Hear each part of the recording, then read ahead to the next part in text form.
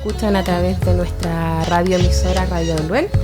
Comentarles que estamos en el programa radial, que hoy en día tengo el agrado de comentarles que en nuestro cuarto programa ya tenemos nombre que fue seleccionado y fue con los más votos. Bueno, este nombre se dio entre los más votados, ¿cierto? En un concurso que se realizó en las redes sociales de Radio Luen y Amigos del Parque Nacional Cerro Castillo. El más votado fue Entre Cerros y Mates. Iniciada la actividad por parte del programa Amigos del Parque Nacional Cerro Castillo de la Fundación Red Wildland Chile. Hoy le quiero comentar que tenemos un invitado que ya se encuentra aquí en los estudios de Radio Luen. Le quiero presentar a don Nivaldo Calderón, poblador y guía local de la localidad de Cerro Castillo. Muy buenas tardes, don Nivaldo, ¿cómo está? ¿Cómo se encuentra? Hola, muy buenas tardes, muy bien, aquí con deseos de conversar, gracias por la invitación y aquí estamos. No, muchas gracias a usted por aceptar nuestra invitación y por estar aquí con nosotros para conocer y comentarnos sobre su experiencia y a qué se dedica. Bueno, don Nivaldo, ¿nos puede contar dónde usted nació, cómo llegó? ¿Nos puede comentar algo de su familia? ¿Qué nos puede mencionar? Bueno, yo soy te lo digo honestamente, hecho en el lago de la Parén, según lo que dice mi mamá, hecho en el lago de la Parén, nacido en Balmacedas y de vuelta y me crié en el lago Tamango. Somos una familia de 9 hermanos. Mi papá o mi abuelo es el que llega, ¿no es cierto?, a Balmaceda, y de Balmaceda se viene al lago Tamango y de ahí nacimos la familia que hoy en día somos. Muy bien. Entonces, ¿su familia fueron los primeros colonos de acá, o ya venían de su padre, su madre, venían de algún otro sector? ¿Qué es lo que usted puede recordar? Sí, creo que mis abuelos venían de la 8ª, 9ª región, desde el norte, entran por Argentina y de ahí entran a Balmacedas y bueno, ahí pernoctan por un par de años. Creo que tuvieron las tierras que ellos tienen, ¿cierto?, en el sector al lado de la frontera, en el campo que es de los Pide. En ese lugar tuvo campo mi abuelo con sus hermanos y de ahí se trasladaron a Cerro Castillo y hasta eso fue sus últimos días. Mi abuelo no tengo recuerdos de él, lo conocí sí, pero no tengo recuerdos de él. Entonces usted estudió acá en Cerro Castillo o tuvo que ir a estudiar a otro lado. ¿Qué nos puedes comentar? Wow, me tocó difícil la carrera de estudiar, me mandaron desde el Tamango a Balmaceda. En ese tiempo no estaba la escuela vieja, uh-huh, pero no era con internado, así que mi papá decidió mandarnos a Balmaceda. En Balmaceda estudió, entonces, ya no había en ese tiempo escuela acá en Cerro Castillo. Estaba en la escuela vieja, pero solamente había que venir de caballo de las casas. Y mi papá en ese tiempo optó por no mandarlo porque era complicado, ¿cierto?, por los arroyos. Ahora tú ves, ¿no es cierto?, no hay arroyos, pero sí, uh-huh, en esos años era el arroyo, era el tiempo, nos gustaba correr de caballo, entonces todo eso era un problema para él y decidió, ¿no es cierto?, mandarlos a Balmaceda. Estuve 5 años en la escuela, terminé el 6º año, uh-huh, tuve la suerte de, en esos años, los que éramos buenos alumnos, podía hacer 2 cursos en un año, y creo que yo era buen estudiante cuando estaba en 4º, el 5º estuve una semana y pasé directamente a 6º, y salí 6º y no quise nunca más estudiar. Y bueno, y ahí ¿a qué se dedicó usted? ¿Qué fue su pasatiempo? ¿Volvió a Cerro Castillo? Sí, mira, bueno, después que salí de la escuela me vine al campo, éramos como digo, hartos hermanos y todos tenían que estudiar, así que como a mí no me gustaba el estudio, decidí de quedarme en el campo por un par de años. Mi papá me había obligado a que me vaya a estudiar y yo me encerré y no quise. Así que un día me dijo, faltando 2 días o el día antes, que ya tenía que ir a dejarlos a Coyhaique. Me preguntó en la noche, estaba en el fogón, cuando me dice, bueno, señor, me dice, porque tenía esa palabra, Claro. ¿se va a ir a estudiar o no se va a ir a estudiar? Le dije, no, papá, yo no me quiero ir a estudiar, me quiero quedar con ustedes. Y me dice, bueno, amigo, mañana temprano lo quiero que tome un hacha y vaya a reparar los cercos. Y yo ese día me levanté a las 4 de la mañana y me fui cuando mi papá se levantó, yo no estaba en la casa. A reparar el cerco. A reparar zinc. Y ahí estuve, bueno, me tocó el servicio, hice el servicio militar, volví a la casa y en ese tiempo estaba Hugo Vázquez Gutiérrez, que era el director de la escuela, y me ofreció la oportunidad de entrar como auxiliar al colegio. Me costó de tomar la decisión, porque como estaba con mis papás, pero llegó un momento en que en esos años ser empleado público era un muy buen trabajo y cualquiera no tenía las posibilidades. Postulé y desgraciadamente me salió un nombramiento a Coyhaique. Trabajé 4 años en una escuela especial en Coyhaique, que creo que eso fue el que me motivó, ¿no es cierto?, de ser asistente de educación. Luego el 75 me vine a Cerro Castillo y aguanté hasta los 49 años de servicio en el colegio y hoy estoy jubilado. Oye, jubilado. Entonces, y actualmente usted obviamente ya con su jubilación, me imagino que debe estar en su casa o ¿qué se dedica actualmente ahora? Mira, yo soy la persona que no paro en la casa. Siempre estoy haciendo cosas, haciendo trabajo en forma particular.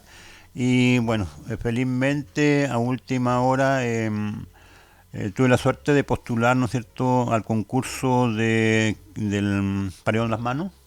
Y me lo adjudiqué, me adjudiqué, ¿no es cierto?, el contrato por 2 años del Paredón de las Manos. Y en eso estoy en este momento. Todavía no firmamos para poder dar a abrir el sitio.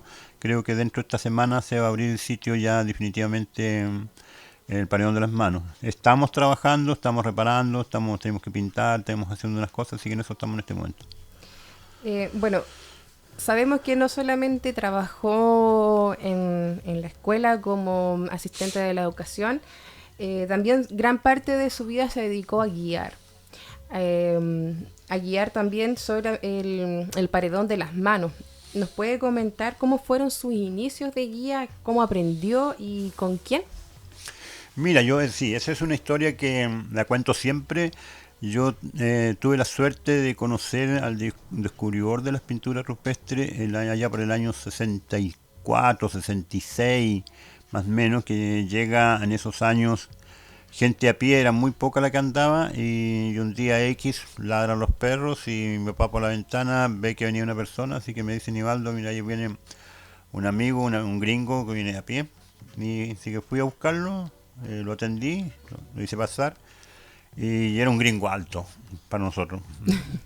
¿Por qué le decíamos gringo? Porque era rubio. Y para nosotros, la gente rubia eran gringos. Y su nombre es Luis Felipe Bate. Así que armó una carpa, nos llamó la atención porque en esos años no se conocían las carpas. ¿En qué años estamos hablando del año 66. Y lo bonito que era, ¿no es cierto?, que era una casa. Para nosotros era una casita chiquitita que entraba. Primera vez que veíamos eso, y andaba con una radio y un rifle. Entonces me llamó la atención, así que ya se instaló, conversó con mi papá y después me invitó, ¿no es cierto?, a salir a caminar.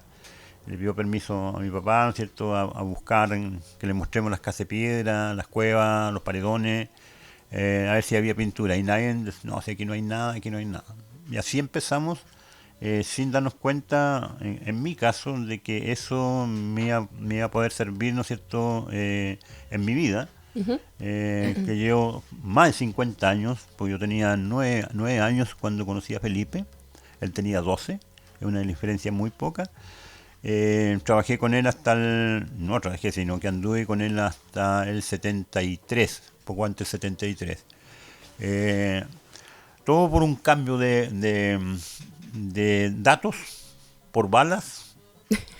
En ese tiempo los trueques que hacíamos los trueques, los balas y por datos, y me traía anzuelos para pescar, porque no había en ese tiempo anzuelos, solamente nosotros hacíamos un clavo de tejuelero, lo doblábamos un poco, le sacábamos filo con una lima y con eso pescábamos. Esos cambios, ¿cierto?, me llegaron, ¿cierto?, a conocer a Felipe. de hacernos amigos hasta los días de hoy. Tuve la suerte el año 2000, un poquito antes del 2000, cuando nacen los patiperros. Lo veo por televisión a Felipe. No es Felipe, mi amigo. Y el 2000 se hace programa Al Sur del Mundo y aparece Felipe. En uno de esos programas. En uno de Felipe, sí, Al Sur del Mundo, el año 2000 se crea el primer programa a nivel televisión nacional y se da a conocer el arte rupestre especialmente de Cerro Castillo, y yo participé directamente en ese proyecto. Entonces, ¿usted tuvo que hacer tuvo que estudiar para ser guía, o base de todo su conocimiento y de haber conocido a Felipe Bati y lo que le enseñó, fue guiando, tuvo que hacer algún curso? ¿Qué nos puede comentar ahí? Mira, bueno, después de Felipe yo conocí a Pancho Mena, otro amigo. ¿Arqueólogo también? Arqueólogo, y son varios, tengo Camila, Víctor Lucero, La Flaca, en fin. Creo que esos fueron mis mejores profesores de arqueólogos. Incluso me dicen que yo soy el arqueólogo a honores porque felizmente conozco todos los sitios arqueológicos.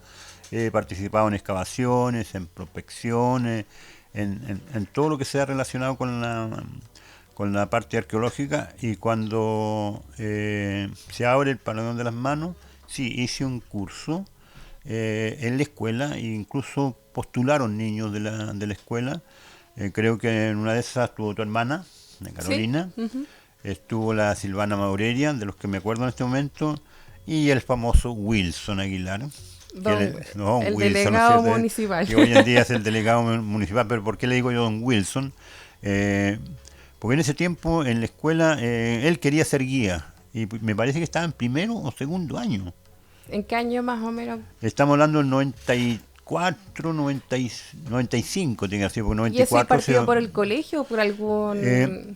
Partió por el colegio. Por el colegio. Por el colegio, ¿no es cierto? Se abre el Monumento Nacional Las Manos a Cerro Castillo, y como siempre, don Enrique Tellier tenía muchos contactos con Pancho Mena, uh-huh, que era el arqueólogo que venía acá y que participaron muchos años en la escuela, que era su casa, la escuela.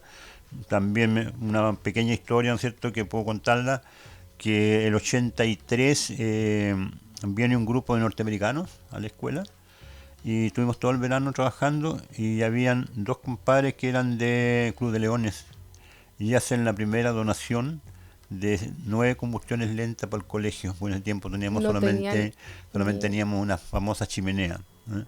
Y ahí me acuerdo que en ese grupo donaron 9 combustiones lentas para la escuela, que fue la primera escuela de la región que tuvo combustiones lentas.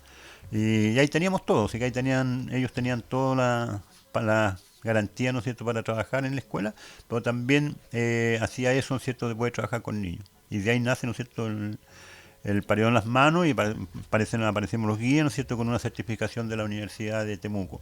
Y ahí estaba Wilson. Ahí estaba Wilson. Como historia, ¿no es cierto?, don Enrique le dijo, ya déjenlo que vaya nomás Wilson, si se va a aburrir prontito porque es tan niño que... Y felizmente terminó su curso y aprobó su curso, y fue uno de los primeros guías junto conmigo que estuvo en nuestro lado. Entonces los dos fueron los primeros guías certificados para llevar a la gente sí, al paredón de las manos. Sí, sí. Mire qué importante y linda historia, ¿sí?, también, que tenemos dos guías acá, que a lo mejor el otro no se sabía mucho de... Pero eso no se sabía, ¿no es cierto? Si lo bueno fue que él, que era tan niño, claro, y que dijeron, no, si se va a aburrir prontito, déjenlo nomás que participe. Y aprobó. Claro, porque en ese tiempo, la verdad, no sé si estaba impartida la profesión de guía o de turismo. Entonces era como lo primero que se podía optar para ser guía. ¿Cómo usted ve hoy en día, cuál es su visión de aprender o el incentivo de la gente para poder aprender a ser guía? ¿O se ve el interés? Mira, bueno, de eso también tenemos que reconocer a esta niña Aro, ¿cuánto se llama la hija? Un segundo. ¿Jocelyn? No, la otra, Maritza. La Marisa. La Uh-huh. Marisa también fue guía por un par de años. Domingo Vargas también fue un guía por un par, uh-huh, de años. y así, ¿no es cierto?, nació de a poco el guiado a las manos. Ahora, yo no sé si tienen sus certificaciones esos chicos, no, pero sí tienen la especialidad de haber trabajado y haber sido guías y conocen mucho el tema. Posiblemente a lo mejor no tengan la certificación, que no la sé, pero sí de que ellos tienen el conocimiento como para poder trabajar. Yo incluso domingo mismo estuve trabajando un par de años conmigo, Claro. y yo también estuve enseñando a ellos. Ujú. Bueno, vamos a pasar a la siguiente pregunta, que tiene que ver con la reserva. O sea, en ese tiempo estuvo como Reserva Nacional Cerro Castillo. ¿Conoció los inicios cuando impartió como Reserva Nacional? Porque obviamente ahora es parque. ¿Cómo era esa área protegida en ese entonces? ¿Se sabía que era un área protegida? No, fíjate, esos años no se sabía nada, solamente era el Cerro Castillo y bueno, ¿quiénes son los primeros que empiezan a motivarse por conocer el cerro? Eran los andinistas. Ujú. Gente que venía desde muy lejos y ¿por qué sabíamos que subían? Era porque pasaban a pedir datos a la escuela. ¿Eh? ¿Dónde estaban los Huaychas? ¿Dónde estaban Julano? Porque tenían que hacer este porteo que se llamaba, ¿no es cierto? Ujú. Que era llevar todos los pilcheros con las cargas que ellos tenían para poder subir a la reserva. Pero ese tiempo de entraban y salían por cualquier parte. Claro. Y por algo ahí está el nombre del nuevo zelandés. Y esos fueron nuevos zelandeses que hicieron en algún momento las subidas, ¿no es cierto? Las caminatas hacia el Cerro Castillo, y por algo le pusieron el refugio nuevo zelandés. Claro. Entonces en ese tiempo no se sabía lo que estaba por venir como reserva, No, no, si eso como área después protegida tampoco. tampoco. Mira, yo el año 2000 yo empecé a trabajar con una cabaña, con turismo, pero el turismo en ese tiempo era las manos, y primero o junto con eso venía la pesca. Claro. Porque también nosotros, recuérdate que nosotros fuimos los sembradores de trucha, que eso tampoco no se comenta mucho. Fuimos los sembradores de truchas de todos los lagos del Cerro Castillo, junto con el colegio. También participé de esa, y creo que tú también te tocó participar También en de, una de de, esas. de que eso, y que rico, ¿no es cierto?, que seas parte de lo que está ahí, lo que estamos conversando, que eso certifica también lo que estoy diciendo, ¿no es cierto?, del sacrificio. No había fondo, no había lucas, pues lo hacíamos a caballo, lo hacíamos En incluso en carreta. carro, lo Ujú. hicimos con un tractor una vez, En baldes, a caballo en los también. fondos de la escuela, cuando había que Ujú. sembrarlos, se había que pescar los fondos donde hacíamos la comida, y llevábamos los alevines, los sembramos, y ya está el resultado, ¿no es cierto?, de un par de que fuimos los famosos pesca de Cerro Castillo. No así hoy en día, que desgraciadamente, ¿no es cierto?, tenemos casi todos, lo digo casi todos, los accesos hacia los lagos o lagunas cerrados.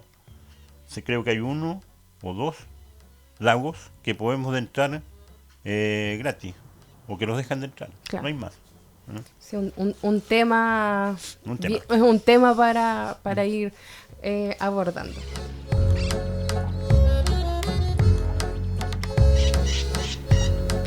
Muy bien, seguimos con nuestro segundo bloque de este programa, Entre Cerros y Mate, junto a don Nivaldo Calderón, que lo tenemos acá en los estudios de Radio Luen, y que nos ha comentado un poco de su vida, lo que ha sido actualmente, las vivencias, cómo fue guiar los inicios de guía de turismo, sobre todo en el Paredón de las Manos. Así que seguimos aquí con el segundo bloque de esta entrevista. Bueno, don Nivaldo, ¿usted vio cómo nació Villa Cerro Castillo? ¿Nos podría comentar cómo era la realidad de ese entonces? ¿Qué es lo que recuerda? ¿Cómo fue los inicios de Cerro Castillo? Wow, sí, fíjate que felizmente te puedo contar todo lo que tú quieras saber de mi pueblo, de nuestro pueblo. Yo conocí esto cuando era una pampa, cuando no había ninguna casa, cuando nosotros pasamos de aquí camino a la escuela, que nos teníamos que ir de caballo desde Tamango hasta Val- Bajadas. Ujú. eh, Aquí también quiero aprovechar algo, ¿no es cierto?, de contar que muchas veces ella ha tenido, ¿no es cierto?, las ganas de contar, ¿no es cierto?, lo que hacía mucha gente que hoy en día nunca se les ha recordado o se ha comentado. Nosotros llegamos a la familia Sandoval, de los amigos de todos estos jóvenes que están ahí. Ahí llegamos a la casa de señor Sandoval, de don Rómulo, donde podíamos pernoctar 2, 3, 4, 5 o más días, donde teníamos cama, teníamos comida, teníamos pasto para los caballos, teníamos todo. Porque la manera de poder viajar era llegar de a caballo hasta ahí. Y Hacia de la ahí, bajada de... hasta la bajada, ahí hasta la llegamos a bajada. caballo. Y de ahí para tomar el vehículo para irse a Coyhaique o irse a Balmaceda, había que esperar el contacto que tenían los Romos o la señora Moroca, que era su señora. Eran camiones mineros que traían el mineral de Sánchez Cristal y eran alrededor de 6 o 8 camiones. Y si uno le erraba la vuelta, como decían ellos, había que esperar 3 días. Porque los camiones pasaban con mineral hacia Coyhaique, de Coyhaique se iban a Chacabuco, descargaban, al otro día tenían que volver, cargar, y recién tenía la oportunidad tú de encontrar un vehículo para irse a Coyhaique. Nunca tenías cabina, nunca había cabina, muy pocas veces. Pero Entonces, estaba la voluntad de llevarlo. los llevaban, si uno el hecho que paraban nomás, sentíamos cuando sonaban los frenos y había que subirse arriba. Claro. Y ya eran abiertos, no tenían carrocería, solamente era en piso porque eran mineral, y ahí había que sentarse nomás. ¿Y cómo recuerda el camino? Me imagino una sola huella, lo dificultoso también para... Fíjate, ahí está la cuesta, ahí se puede, ¿no es cierto?, ¿Cómo era esa comprobar cuesta que era del la diablo? famosa Cuesta del Diablo. O sea, los camiones demoraban más de 1 hora en subir. Eran camiones muy lentos, muy pesados. Pero si también lo analizamos, yo de los años que tengo, creo que nunca había accidentes en algún momento, comentario que se había accidentes en el cerro. Sí, de que los camiones amanecían en el invierno arriba de la cruzada, sí, de que habían 3 metros de altura de nieve, sí, pero se vivía igual. Entonces, y de ahí después ya nace el pueblo, ¿no es cierto? Conocí cuando se inauguró la posta, porque el primer trabajo que se hace se inaugura una posta. Y andaba con mi mamá. Después hubieron las primeras casas, hubieron 3 casas en Castillo. Después se inauguró la escuela, que también participé. En la inauguración de la primera escuela. De la primera escuela. ¿Es la que estuvo acá o la que se encuentra allá en el Paro? Por la que estoy allá todavía no nacía. No se había nacido ya, porque la escuela de los lados es de 55 aproximadamente. Y acá es el 68. ¿Y qué motivaba a la gente para... qué fue lo que les llamó la atención para ver este lugar y decir, yo aquí voy a poner mi primera casa, me voy a dedicar, no sé, a la ganadería en ese tiempo? Mira, yo creo que de partida la villa nace por lo que plantearon nuestros antepasados, ¿cierto? Primero ellos hicieron la escuela vieja. Uh-huh. Nuestros antepasados no eran educados, no era gente que tenía educación, pero también quería que nosotros seamos escueliados, un poquito, porque esa era la palabra que se usaba antiguamente, claro. Era escueliado. Entonces había que estar en la escuela. Y si no había escuela, porque en ese tiempo había escuela en Balmaceda, había escuela en el Balseo, el Claro y... Coyhaique. Y no, Coyhaique no, o sea, habían, pero no con internado. No con internado. Entonces para poder nosotros gente de campo, tenían que ser con internado, porque si no, no podíamos ir a la escuela.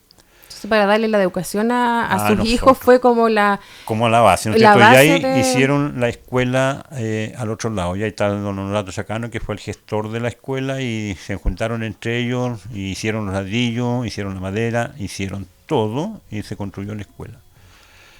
El 66 se crea, ¿cierto?, Cerro Castillo, pero ya eso se crea, ¿cierto?, con la intención porque... la villa se formó acá porque era más fácil, porque para el otro lado no había camino. Ya se pensaba en camiones que llegaban acá, y por el puente no se podía construir al otro lado. Entonces se construye la escuela, o sea, la villa acá, que el terreno lo donó en el Minio Vargas, y entregaron sitios. Y la idea de los sitios fue para que la gente haga sus cosas y se venga a estar el fin de semana con sus hijos. Porque también, o sea, en este momento no se da cuenta uno, pero sí la gente que vivió, ¿no es cierto? Había gente que estaba a 3 horas, que a lo mejor eran los que están más cerca, que eran nosotros que estábamos en Tamango, los antrillados que estaban cerca, los pobletes que estaban ahí al lado, pero de ahí empezaban, ¿no es cierto?, los hueitas que estaban a más horas, los alarcones que estaban más horas, y así, ¿no es cierto?, la gente que estaba hasta 2 días a caballo para llegar a su casa. No es así que salen nace nuestro pueblo. Y esto nació así, y en el 68 se crea la primera escuela con internado en Cerro Castillo. Para facilitar también... Ya, ¿cierto? Ya había más demanda de niños, pero también había más exigencia en la parte de educación. Que ya empezaron, ¿cierto?, con el cuento de que el niño tenía que pasar de curso con asistencia. Claro. Y eso se le empezó a complicar a la gente, porque el que se iba para el campo... ¿Era un mes, 2 meses? No, era un mes, pero el día lunes nunca llegaba. Claro. O llegaban el martes o llegaban el miércoles y después el viernes tenían que irse otra vez. Entonces ya se vio que se empezó a complicar y así empieza, ¿no es cierto? Se crea la villa y ya la gente, ya las mamás o la hermana o alguna tía o algún familiar se venían a quedarse con los niños en la escuela. En el 68 se crea la escuela nueva, que es una escuela preciosa. Y me tocó estar en la inauguración de esa escuela, porque como yo acompañaba a mi mamá en todo. ¿En ese entonces todavía no empezaba a trabajar? No, yo en el tiempo recién había salido a la escuela. Recién había salido. Recién, así que para eso servía, para andar con mi mamá. o traer a mis hermanos al colegio. También tuve la suerte de estar allá donde con Rómulo Sandoval otra vez, y me tocó traer a esos chicos al control aquí a la posta, especialmente a Felidor. A ese me tocaba traer. Sí. Siempre le cuento, siempre se me enoja. Siempre le acuerdo. Pero desgraciadamente, ¿cierto?, la escuela nueva funcionó el 68, se inauguró ya por el octubre, noviembre, se sale de vacaciones, se vuelve en marzo, y el 20 de abril esa escuela se quema. Y se quema entera, con todo. Habían 40 alumnos internos. 40 alumnos. Y de los cuales estaban casi todos mis hermanos. ¿Y cómo fue el aviso? Me imagino la desesperación también, me imagino que no pasaba la información al tiro. Ustedes se enteraban días. Mira, depende de varias cosas. Cuando la única comunicación que había era la radio Santa María o la radio Patagonia. Me parece que en ese tiempo estaba solamente la Patagonia. La radio Patagonia. Y lo único, cuando eran casos muy urgentes, te daban el flash. ¿Cómo era eso? Era un flash, era como un mensaje. Un aviso así urgente, era como un flash. O sea, así era ya. Y siempre salía a las 12, o los mensajes a las 12 del día. Y la única manera, porque la radio en la casa era sagrada. Esto se prendía solamente a las 12 y hasta la 1 no más, porque había que escuchar los mensajes. Y era la única fuente de comunicación. La única fuente de comunicación. ¿Por qué lo hacían? Era porque las pilas se agotaban, y si tú estabas un mes que no ibas al pueblo, no había forma de escuchar la salí el flash y se quemó la escuela Cerro Castillo. Yo estaba con ellos, con mi mamá arriba, pero yo no estaba en la casa, estaba cerca haciendo una chacra de papa que estábamos haciendo. Yo en el tiempo tendría 12 años, 11 años por ahí. Y veo que mi mamá viene, donde está la piedra, donde está la famosa piedra, al ladito arriba teníamos la chacra de papa. Y veo a mi mamá que llega caminando y me empieza a gritar, y yo le digo: mi mamá, venga para acá, venga que miren lo que estoy haciendo. No le tomé mucha importancia. Cuando de repente me pega otro grito y veo que mi mami se me cae al lado del cerco. Y ahí me asusté, claro. Y fui y le pregunté: ¿qué te pasó, mamá? Y me dicen: mi hijo, vámonos a la villa, dijo, porque se quemó en la escuela y se quemó otro hermano. Así. Era la primera información que... Era la primera información. Bueno, los que conocemos de caballo, había que salir a buscar los caballos. Los caballos de porquería en ese tiempo eran mañosos para entrar al corral. Uno podía correr toda una mañana así los caballos y no había forma de agarrarlos. Pero ese día los caballos se portaron bien. Sabían. Yo creo que sabían. Y agarré 3 caballos, uno para mi mamá, uno para mí, y el otro que alcancé a agarrar fue uno más para traer por si pillamos alguno de mi hermano. Y nos vinimos de a caballo, tú conoces el camino, desde el Tamango acá, por la Escuela Vieja, por el camino Chacano, ya bajaba esa cuesta de Chacano al galope, con los caballos a la rastra, y cuando llegamos acá estaba el montón de ceniza y de humo. Y bueno, felizmente no era mi hermano que se había quemado, cosa que se le metió a mi mamita nada más, y en ese momento no escuchó bien. Claro, en la desesperación, y haberlo escuchado. Y bueno, se quemó esa niñita, y bueno, y ahí volvimos a la Escuela Vieja. Y ahí estuvo la Escuela Vieja. Bueno, ahí siguieron otra vez formándose en la Escuela Vieja y... ¿La volvieron a reconstruir esa escuela? Sí, la reconstruyeron, hicieron pabellones nuevos, ella volvió a hacer con internado, con todo, hasta el 75. Y el 75 volvimos a la escuela de acá y ahí aparecí yo. Ahí empezó Ahí empecé, ¿no es cierto?, a entrar a trabajar en la escuela de Cerro Castillo. Yo ahí hice permuta con Leonidas Cárdenas, que era un auxiliar que era de Coyhaique, que él me tocaba trabajar acá y se cabreaba porque tenía que irse todos los fines de semana y por lo general siempre el día lunes fallaba porque no encontraba con quién venirse, porque no había locomoción, en fin. Nos hicimos permuta y ya me vine para acá.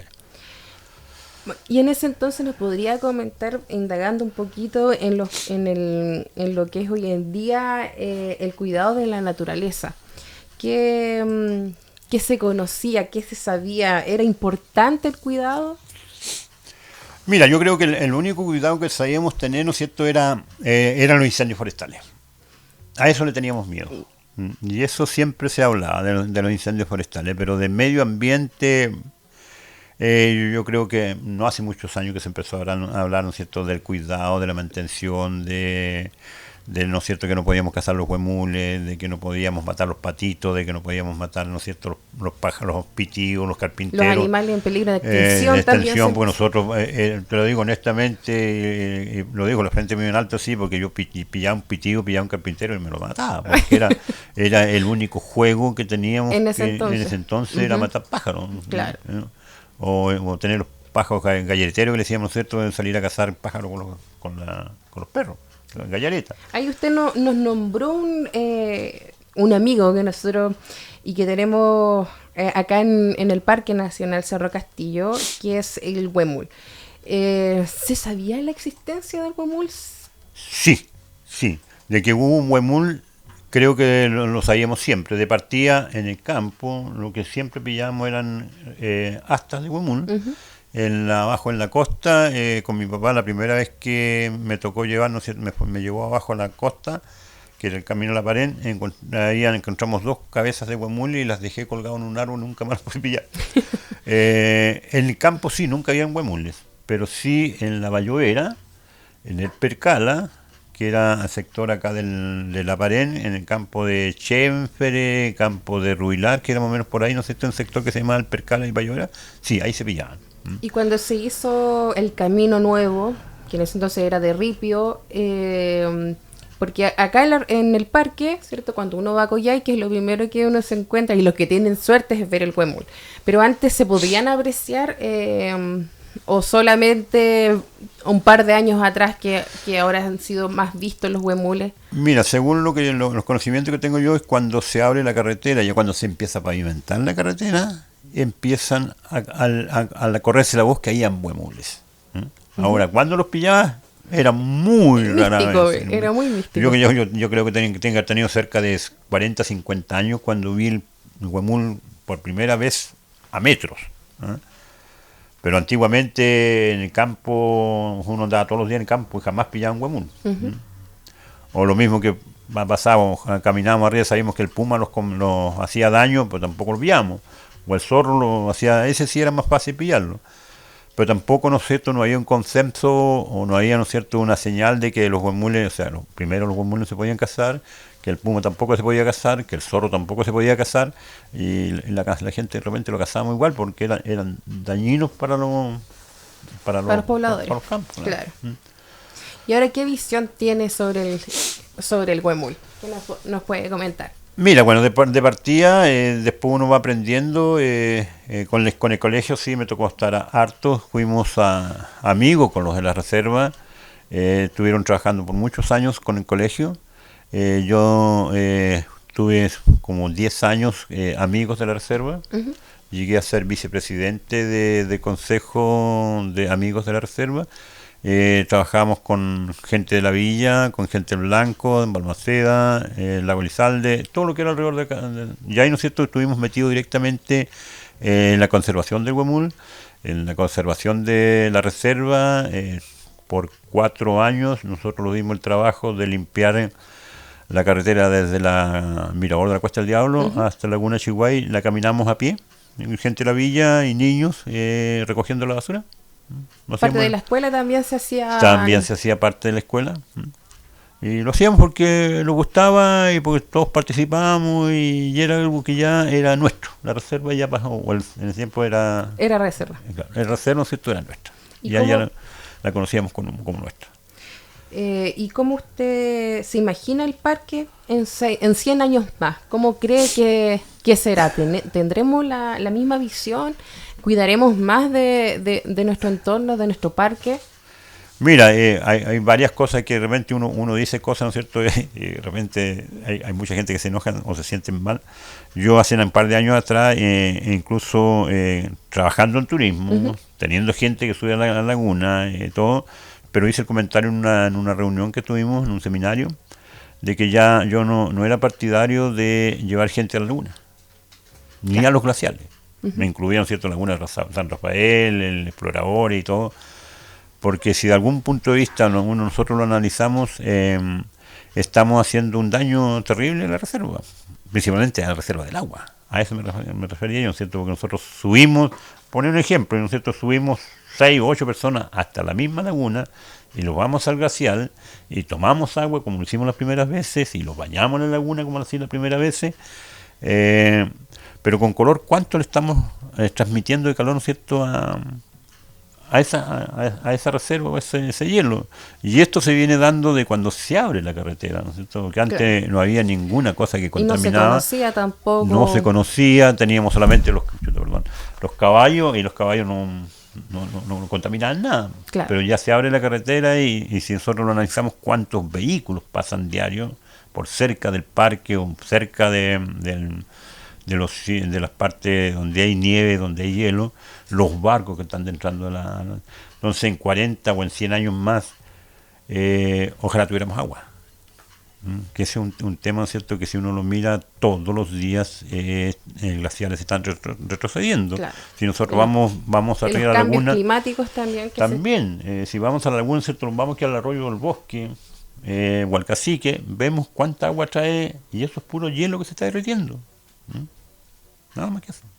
Entonces sí, hay que pensarlo, ¿no es cierto? No sabemos qué va a suceder en 100 años más, no sabemos.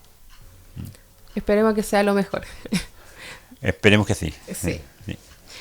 Bueno, don Nivaldo, en honor al tiempo también, ya vamos a ir cerrando esta grata y muy interesante conversación. La hora se pasa pero demasiado rápido. Agradecer también por la asistencia, por darnos estos saberes, darnos a conocer toda su historia y muy agradecida también. Así que esperemos que nos volvamos a ver nuevamente en otra entrevista. Nos quedaron muchos temas pendientes. Sí, ¿por qué no? Cuando necesiten de mi presencia, solamente siempre he dicho lo mismo, ¿cierto? Que no quiero que pase con nuestros antepasados, ¿cierto? De nosotros vivir nuestra vida diferente al futuro. Y que de repente esas cosas no las contemos y que no lo sepan nuestros hijos, nuestros nietos, nuestros amigos, la gente. Pero entonces yo me estoy dedicando a eso, ¿no es cierto?, de contar lo que sé. No me gusta agregarle, solamente lo que he vivido con cosas reales y eso es lo que estoy haciendo. Y me siento feliz y gracias a ustedes también por darme la oportunidad de contar parte. Claro. Tengo muchas cosas que contar que de repente la gente quiere saberlo y no lo sabe. Se nos quedaron muchos temas pendientes, pero bueno, esperemos que en otra invitación podamos también tocar esos temas que hemos hablado anteriormente y en honor al tiempo no hemos podido. Así que agradecerles, muchas gracias por venir. Así que nos estaremos viendo en una próxima entrevista. Muy amable, gracias. Sí, y yo, bueno, me despido también, agradecer a las personas que nos han estado escuchando, dar un cariñoso saludo a las personas, en realidad a Puerto Ibáñez. Me dijeron que nos estaban escuchando de Puerto Ibáñez, así que vamos a hacer Chile Chico también. Y por supuesto a toda la comunidad de Villa Cerro Castillo y sus alrededores. Yo por mi parte me despido en este programa radial Entre Cerros y Mares.